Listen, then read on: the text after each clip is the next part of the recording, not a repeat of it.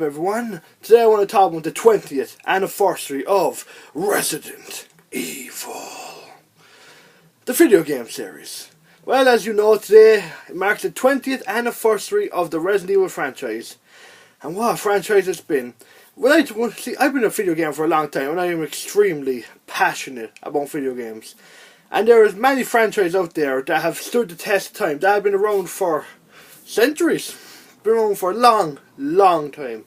And one of those franchises that has really been around for a long time now and is loved despite opinions of the later games in the series is the Resident Evil franchise. And I'm talking strictly about the video games, not the movies and other stuff, just the video games. And, well, what can I say? Resident Evil is a giant franchise in video game. One of the biggest and most well-known video game series of all time. And it should be. It pretty much started the whole survival horror genre. I mean, the original Resident Evil on the PS1 with the awesome intro cinematic that had the cheesiest acting and the cheesiest voice acting I've ever seen in the game. And yet, it's still so lovable.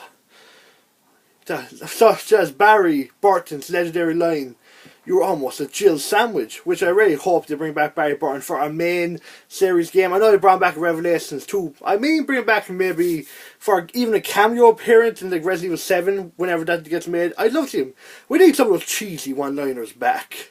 We miss you, Barry. We miss you.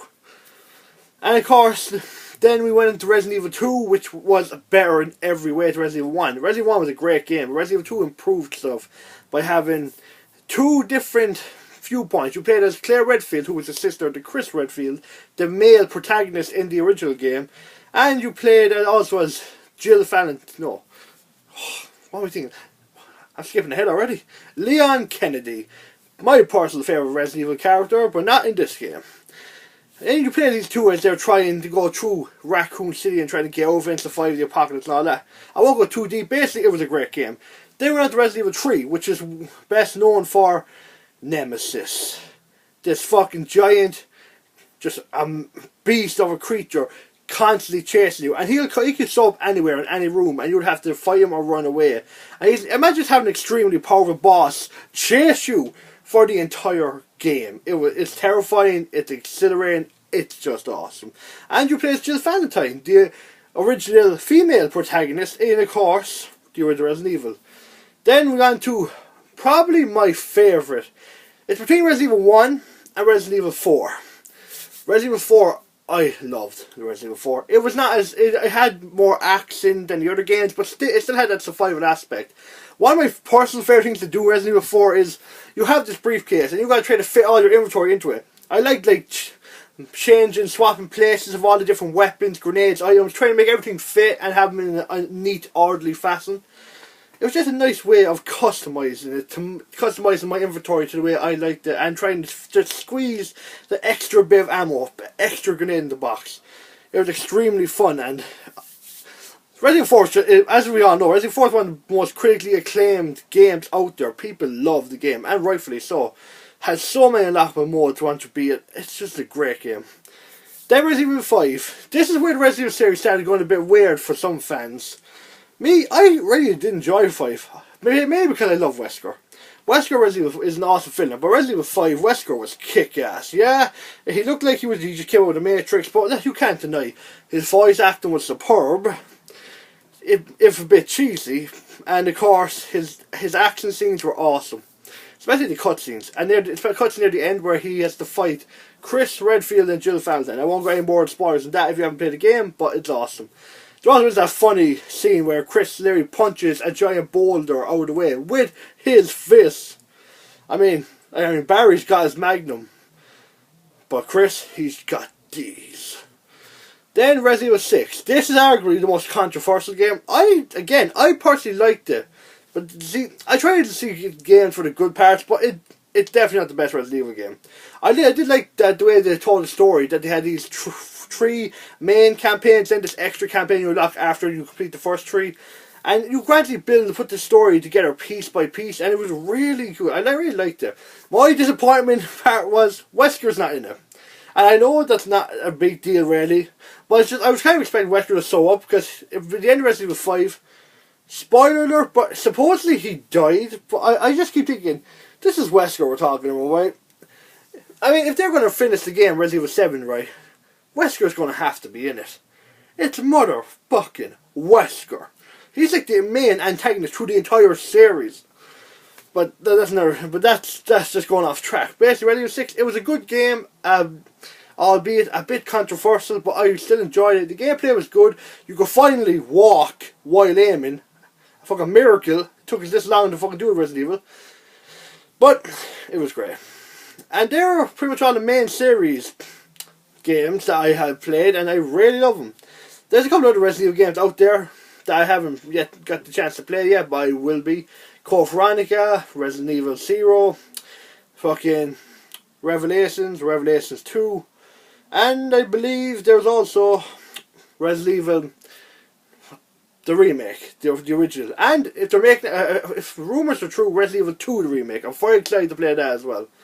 Basically, I just wanted to go through this because I always want to express how much I like Resident Evil and how big of a franchise it is.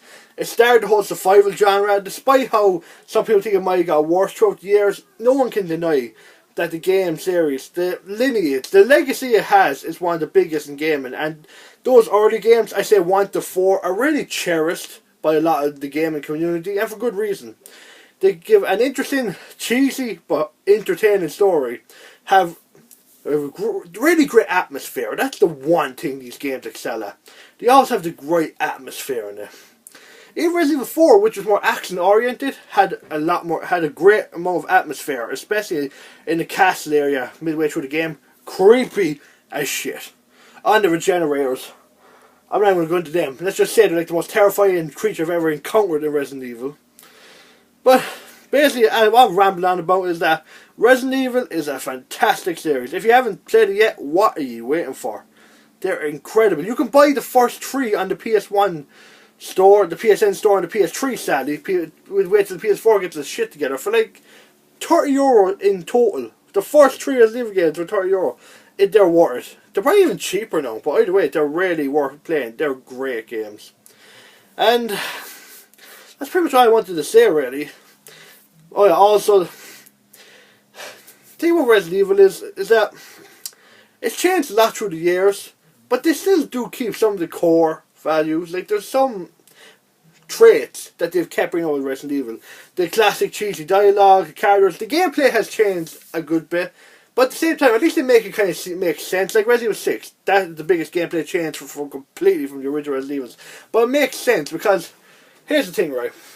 The reason the original Resident Evils were so, like, just survival based, because you're in these small areas, like you're in a mansion, or you're in these like tight buildings in a city. In Resident Evil 6, the world is basically just at war in some places. You're always in war zones where the zombie viruses are used as chemical weapons. So it just kind of makes sense that the gameplay will be faster, more action oriented, because it's kind of a war zone rather than a conspiracy or an apocalypse you're trying to escape. But no, that's just going in deeper to this whole thing. But I know I've said that like 3 times already, but I just want to get my point across. The Resident Evil is a great franchise. It's been out for 20 years now, and I hope it keeps going because it really is fantastic.